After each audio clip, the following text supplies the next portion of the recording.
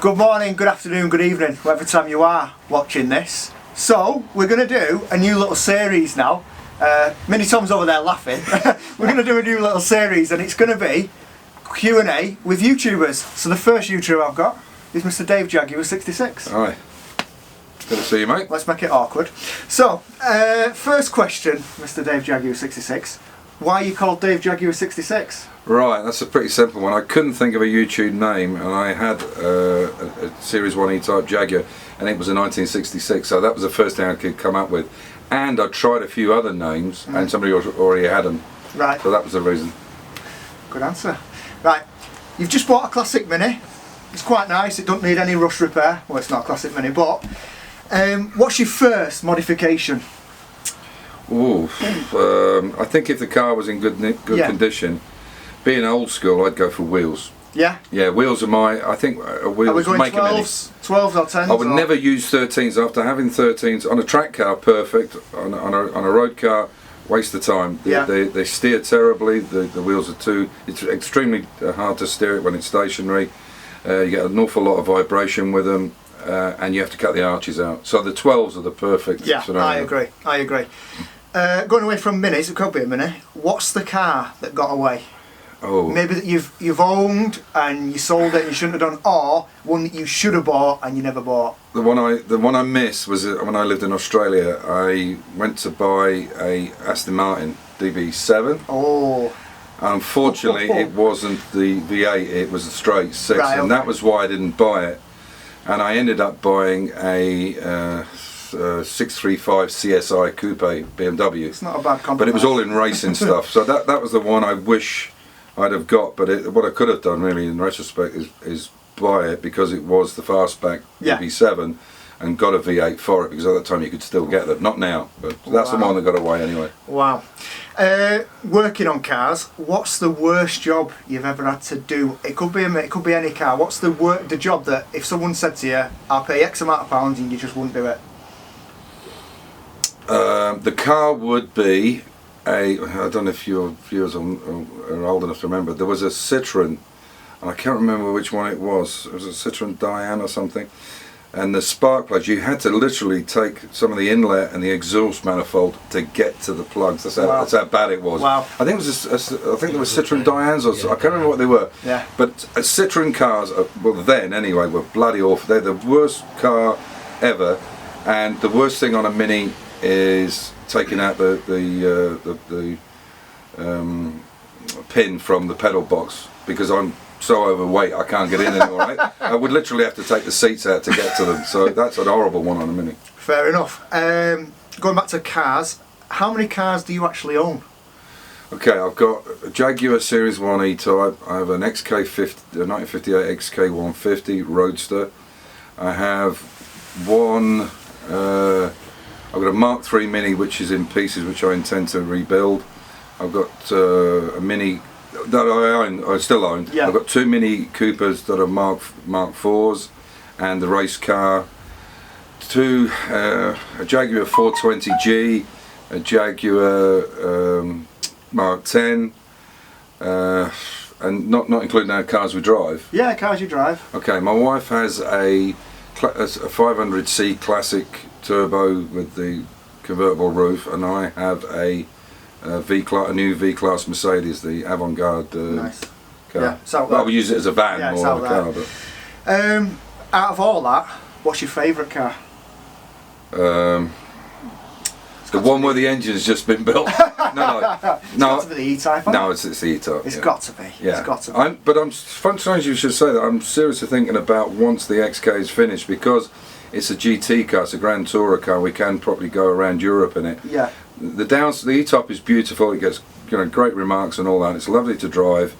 Even Keith Miller's driven it. Yeah. But the downside is you can't go anywhere in it. There's no boot space whatsoever, and there's nowhere to put anything. So that's it's a great car, but it's not practical. It's lovely though. Oh yeah. It looks nice stood still though, doesn't it? Oh yeah, that's true. That's true. Worst bodge you've ever seen on a car? I know you was an MOT tester for a long time. Yeah, when I had the garage in Scotland. Yeah. The worst bodge. I once saw an engine where the piston had been taken off the crank. What? Yeah. The piston was knackered, so they took it off the crank. Wow. Yeah. It was a 6-cylinder, and how the crank stayed together, I don't know. Yeah. You wouldn't think it would actually so out of balance that he wouldn't. I can't remember what the car was, but they'd actually. So they've literally undone the. Yeah, and then they put a piece of, I don't know what they put into the cylinder. I think it was some board, or they rammed the bore with something. Wow. To stop all the oil coming up into the valves. There's me expecting a bit of fiberglass. No. And the floor, but wow, that's a good effort. Yeah. It wasn't until the engine was stripped out that we found it. But the car had run. I mean, how it ran, I don't know, but it did. So that's the worst I've ever seen. Where did you learn to work on cars? It started when I was my father was a publican in London. We had a local garage, and I used to go there when I was between like 12, 13, 14 and help him with the cars, wash stuff, make tea for him, that kind of stuff. And then it was when I was in the Marines. I was doing mechanical work in the Marines. I started with the servicing side of the Land Rovers. Yeah, Land Rovers, yeah. Land Rovers. So I joined the Marines at 16 and a half, and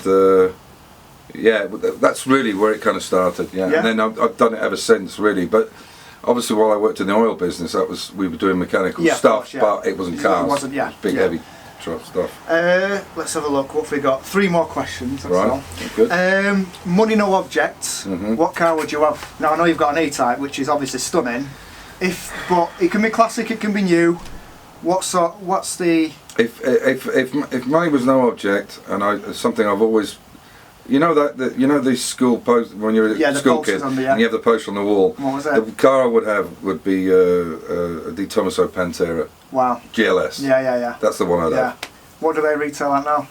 I have no idea. I mean, I'm not a supercar fan. I have a friend who's got a Lamborghini. Well, he did have. He's written it off now.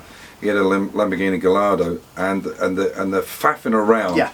This was only a couple of years ago. He came to my house, and we had to wait about 8 or 10 minutes for the tyre pressures to be right, the oil pressures. And I mean, it went like stink, but it was such a faff, and I wouldn't have a supercar to be honest. But anyway, that's just my opinion. Any other hobbies other than cars? Yeah, upstairs in my workshop, I've got a woodwork room. I do. I've got a lathe. Yes. But the nice thing about this lathe is it's got a copier on it as well. So if you wanted to make a chair leg, it will copy. It will recopy. You have to do the basics. Yeah. So woodworking, because the area I live in, or where I have the cars anyway, the country house, is it's farming. It's a farm place, and I managed to buy this beautiful old-fashioned wooden vise with a wooden handle and a wooden thread. Wow. That they use nowadays as decor in the house. Yeah. So woodworking is the other thing I like doing as well. Anything to do with my hands, I'd be into it. So. And last question for you. Most people will know, but what can we expect in 2020 on YouTube? I hope that the XK 150 body is going to be finished and ready to go for paint, because I really want to get that done. Unfortunately, I've taken on so many projects this year, too many projects, and my wife and I, apart from my wife badgering me about it, I've just taken on too many. Yeah. And what's happened is I've had a massive dip in my, what we're going to call it, mojo, whatever you like. Yeah. And because of all this pressure, I've got to get this one ready, that one ready. And the other resolution I'm definitely going to have is I will never do any more work for anybody. Wow. Because it just isn't worth it. No. It's a hobby, and it should be fun. Yeah. And it's not fun when you have to do it to a customer. No, I agree. But and then obviously I think we're going to get the track car, aren't we? Yeah, so the first thing will be done with the track car. Yeah. So what we're going to do now when I get back, we're going to put the engine in, get it completely running, take it on test it. Yeah. Then we're going to take it completely apart. Yeah. Which sounds crazy to do it that way, but I want to make sure all the holes are electric. Right, yeah. So we'll take it all apart, but in units, so the engine will still be on the subframe. And then we'll paint it. Yeah. Then put it back together, which is an fairly easy fix. So we'll have track days. We'll have some track days coming up. The E-Type, which I've got the gear for now, the shims. So that's coming up. Nice one. The Red Mini finishing and being gone hopefully, is gone. And the rest will be the XK, but the XK is going to be quite long-winded because it's a lot of bodywork and lead and. Yeah. But still, I think people will I hope so. Enjoy that. I enjoy watching stuff. I'm hoping that because we've got two kind of not extremes, because it's not that, but it's a smaller audience with Jag. Yeah. And it isn't with a Mini. And I'd like to think that the guys. I mean, I think if you're a petrol head, you should you should, you know, you can watch whatever you want. But I agree. But once you're into one thing, guys then don't like it if you do something else, and it's very difficult. Yeah, no, I agree. It's like, for instance, I would never ever again put any YouTube up about going on a holiday or anything like that. It's a waste of time. People don't want to see it. They're not interested, and that's fair enough. Yeah, that's it. I don't even take photographs when I'm on holiday, but so it's only cars or car-related stuff. Well, two things to come off that there. So, like you said, people come to your channel for one reason. I found that with the Fiesta, not many people were interested in it, so I pulled it. And the other reason I pulled the Fiesta is because I don't always want a camera there when I'm working. Sometimes, you know, people that don't do YouTube don't understand, but sometimes it can take 3-4 times longer to do a job. Yeah. Because you want to make sure that camera angle can see that, and and sometimes I just want to listen to music, which you're not allowed on YouTube. Exactly. I want to listen to music, and I just want to do what I'm doing without not necessarily being scrutinised, but without someone constantly just trying to. Well, it's like having somebody on your shoulder, but the thing for me is the time thing.